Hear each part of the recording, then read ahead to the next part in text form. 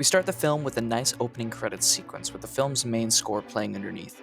And can I just say, the soundtrack for this movie is simply phenomenal and immediately puts the viewer in a state of dread and suspense for what's leading up to come. The movie itself isn't gory, especially by today's standards, with movies such as Saw, but it makes up for this lack of blood and guts with beautiful sound design and a lovely score underneath that really sets the mood of horror.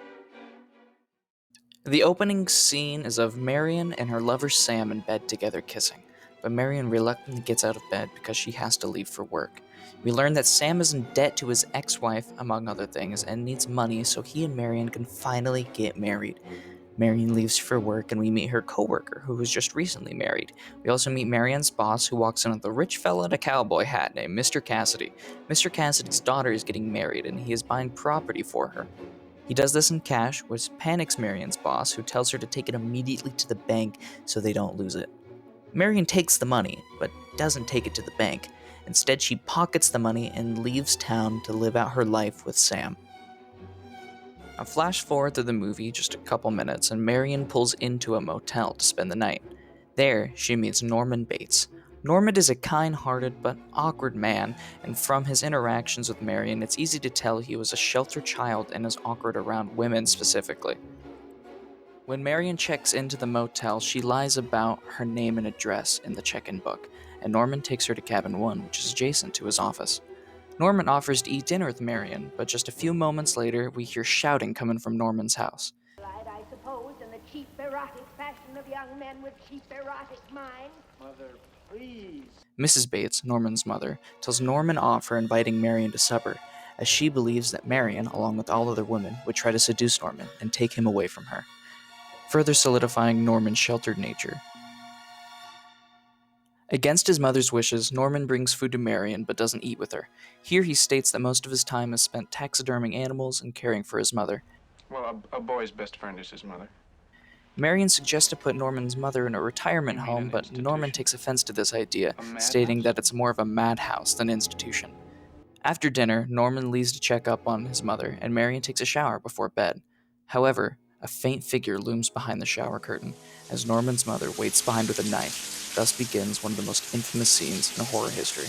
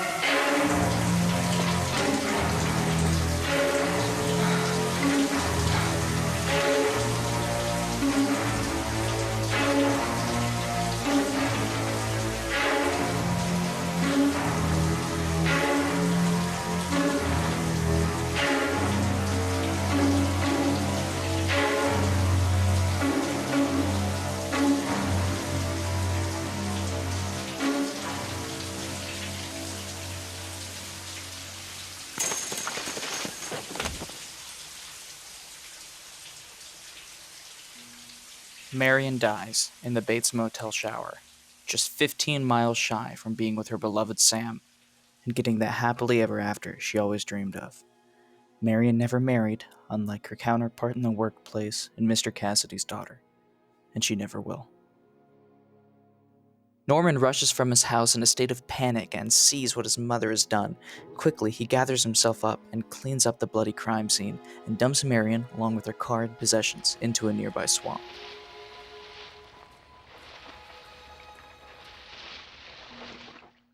Now, halfway through the movie, we meet Lila Crane, Marion Crane's sister. She confronts Sam on her sister's disappearance, but to her surprise, Sam doesn't know anything about Marion's whereabouts. At this point, a private investigator by the name of Arbogast shows up looking for Marion as well, and more importantly, the money she stole from her employer. The three question each other on what's going on, but none have heard anything from her. After a few days of searching, the investigator ends up at the Bates Motel and meets Norman, where Arbogast questions Norman on the whereabouts of Marion. Norman tries to play it off, but quickly shows guilt through his responses and panics for most of the makeshift interrogation. Arbogast calls Sam and Lila on the phone and tells them about the Bates Motel. Eventually, the PI goes into Norman's house, where he too falls victim to Norman's mother.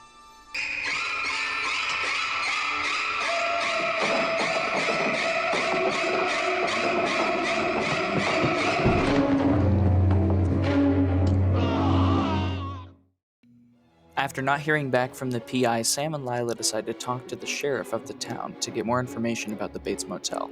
There they find out Norman's mother has been dead for 10 years. Bates's mother, right? Yes. Norman Bates's mother has been dead and buried in Green Lawn Cemetery for the past 10 years. I helped Norman pick out the dress she was buried in. Periwinkle blue. Upon hearing this news, Lila and Sam go to check out the Bates Motel, and Norman along with it. They act as if they're a couple getting a room for the night, and decide to investigate Marion's old room when Norman's not looking, and Norman's house along with it. Lila slowly looks throughout Norman's mother's house while looking for any sign of Marion. Upon entering the basement of the house, she discovers Mrs. Bates.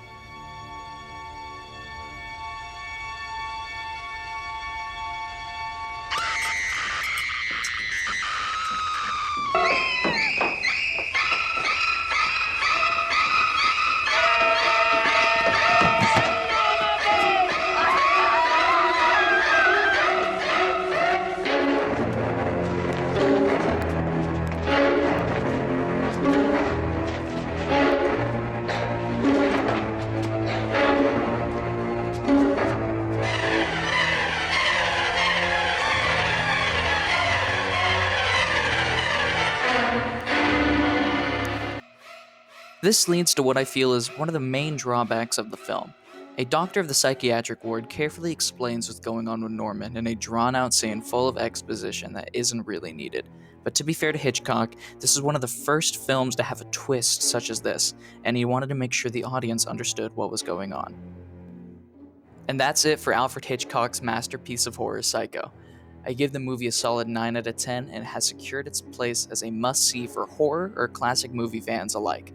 See y'all tomorrow when I cover another classic, Night of the Living Dead by George A. Romero. Have a happy Halloween, and stay safe out there.